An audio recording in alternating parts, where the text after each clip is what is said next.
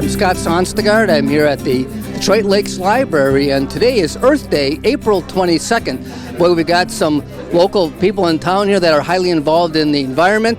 They've got a booth here, and we're going to go around this morning and talk to them to see what their organization or what their club does to help the environment. So first thing, we'll just start over here with the Friends of Tamarac, and they're part of the Tamarac Refuge. And I wanted to mention, too, it's also Volunteer Week. So we've got Earth Day, Earth Week, and Volunteer Week all represented here on April 22nd at the library. So let's go around here and find out what these different groups do and how they help the environment.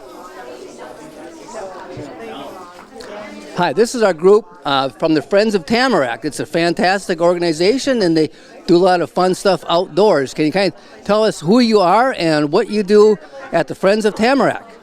My name is Justine Boots, and I've been a volunteer with the Friends of Tamarac for years and years and years, and I do fundraising, and I work at the visitor center, and I help write the newsletter, and then just welcome you to the visitor center and all of the wonderful plans and ideas and tracks that you can follow through the refuge. Whoa. And I would like you to come close to this because I am promoting the Friends of Tamarac. And if for $25, if you sign with us, you get all kinds of wonderful experiences. Nothing much free stuff like here at this wonderful Earth Day fair, but we will welcome you and show you what you can do and how your many talents and experiences can help the refuge. Please come out and visit us.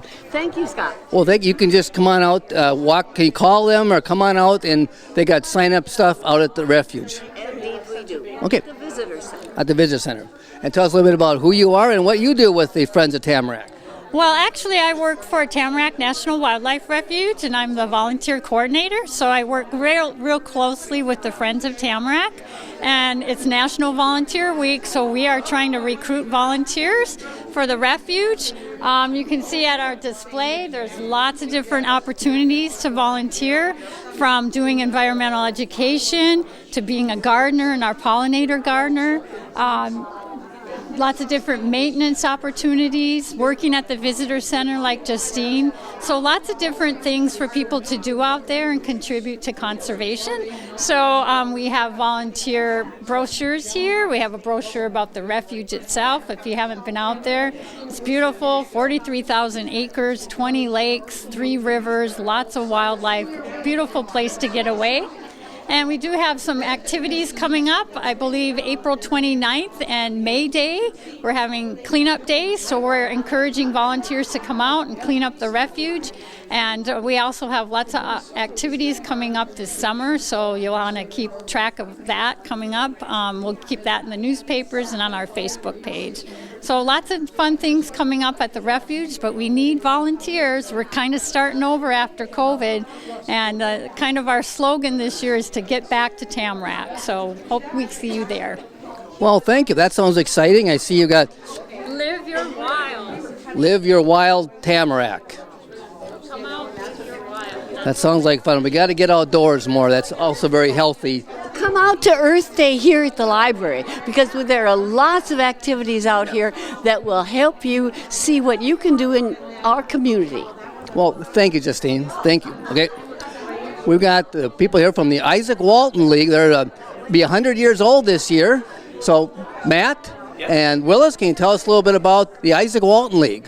Yeah, so the Isaac Walton League of America is one of the oldest conservation organizations in all of the United States. As Scott said, we're celebrating our 100th anniversary this year, formed in 1922. And Willis will share the fun story of who Isaac Walton was.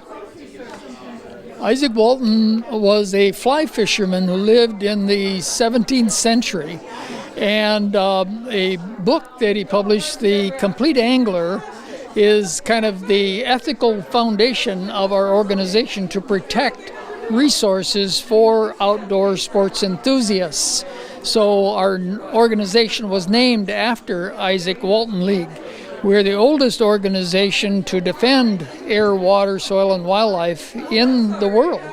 And so we're proud to have our members. We're a grassroots organization of individual members out in the countryside.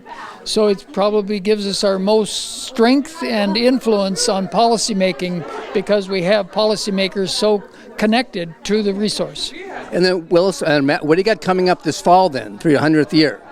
So we are going to be sponsoring an electric vehicle expo here in Detroit Lakes on October 15th. It's going to be at First Lutheran Church. We're going to have electric vehicles for people to be able to test drive. We're going to have Paul Douglas come and talk about why it's important from a Christian perspective to tackle climate change and some other environmental issues. So yeah, everybody's welcome to come, and hopefully we'll also be getting some more word out this summer about the Highway 34 tree cutting issue that MnDOT's proposed. So yeah, stay tuned and check us out. And it's a great group to volunteer with. The Isaac Walton League's been fantastic, and Paul Douglas is a meteorologist on WCCO, and he's a great speaker and he's really entertaining. So it's going to be really a fun day at First Lutheran Church. Thank you, guys.